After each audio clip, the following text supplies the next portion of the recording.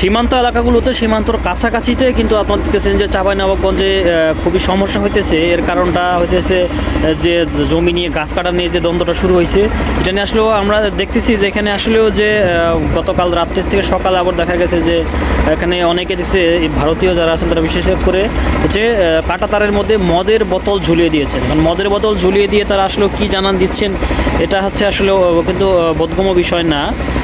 আসলে এখানকার মানুষ একটু ভয়ে আতঙ্কে আছে যে কেন এখানে মদের বোতলটা ঝোলানো হলো, এবং হচ্ছে তারা বলছেন এখানে হচ্ছে তারা যেন এখানে বাংলাদেশ থেকে বলতেছে, বাংলাদেশি যারা আছে তারা বলতেছে এখানে একটা ক্যাম্প দিলে সবচেয়ে বেশি ভালো হয়, 3-4টা ক্যাম্প দিলে ভালো হয়। কারণ এখানে প্রচুর সবাই খুব খুব টেনশনের মধ্যে থাকেন যে কখন কি হয়ে যায়।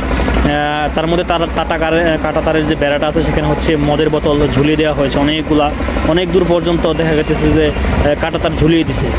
যাই হোক, পরবর্তীতে দেখা যাক কী হয়। এখন বাংলাদেশ বর্ডার গার্ড এবং হচ্ছে ভারতীয় বর্ডার গার্ড তারা কী করেন এবং সর্বশেষ কী সিদ্ধান্ত হয় এই ঝামেলা তারা এড়ানোর জন্য। এমনকি রাতে দিনে সবসময় হচ্ছে টহল হচ্ছে এখানে।